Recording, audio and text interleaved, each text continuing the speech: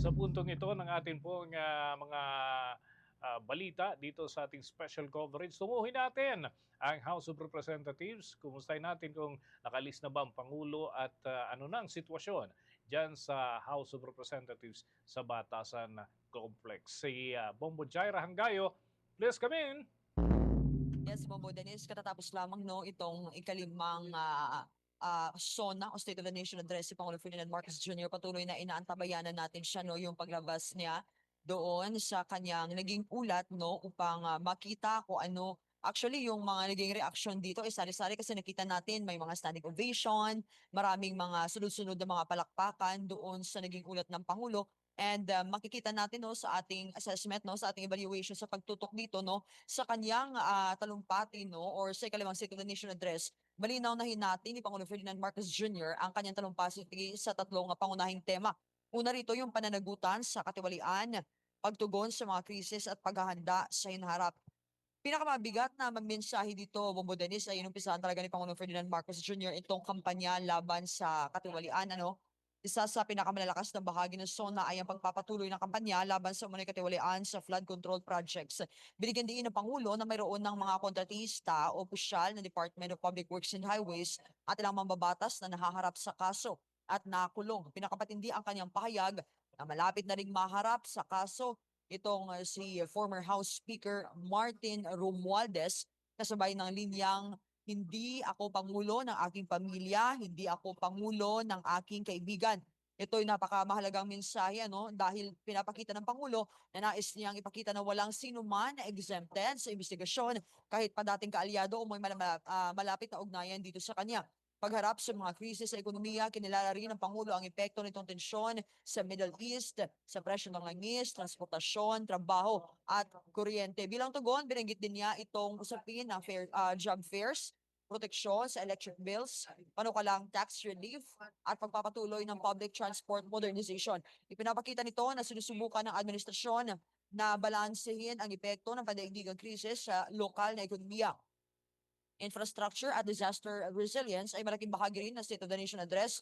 Ang infrastruktura, inanunsyo ng Pangulo ang pagbubukas rin ng bahagi ng MRT-7. Ito yung mga naging recap dito sa ikalimang sona ng Pangulo.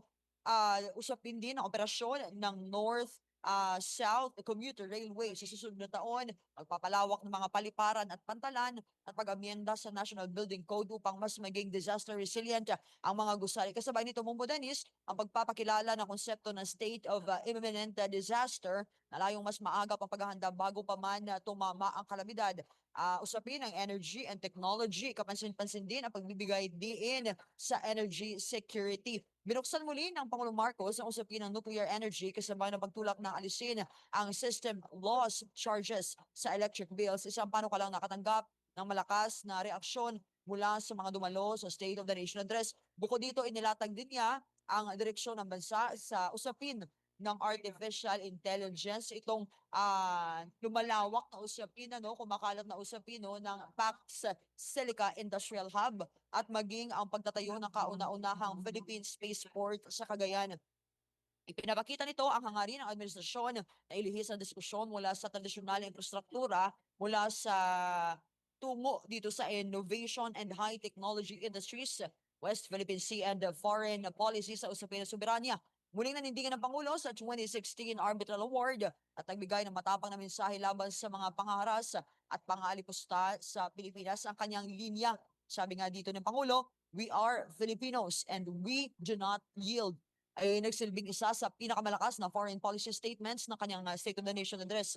Human side na talumpati, naglaan din ng bahagi ang Pangulo upang makiramay doon sa mga pamilya ng mga biktima ng pamamaril sa paaralan doon sa Tacloban City. No? Isang bahagi ng talumpati na nagbigay ng mga personal makataong tono sa kanyang ulat sa bayan.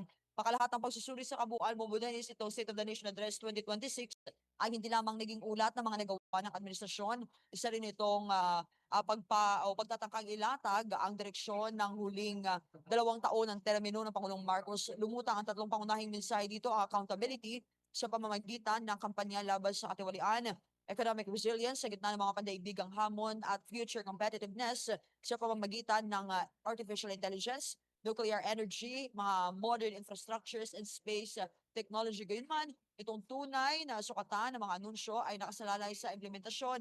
Marami sa mga inilatag gaya ng tax relief measures, pag-amyenda dito sa mga National Building Code, muling aaral sa nuclear energy at iba pang malalaking proyekto na nangangailangan pa ng aksyon mula sa Kongreso no, at ng iba't ibang ahensya ng pamahalaan bago tuluyang maramdaman ng publiko ang kanilang epekto. Yan ang naging kabuuan na naging ulat sa bayan no, ng Pangulong Ferdinand Marcos Jr. Inabot ng mahigit isang oras dito Momo Dennis at umani ng sunod-sunod na mga palakpakan na kanyang talumpati, ilang standing ovations, more than 2 standing ovations mula to sa ating mga mambabatas no. As of this moment, Mombo Dennis ang nagsilabasan na dito no, ang ilang mga mambabatas galing doon sa plenary hall.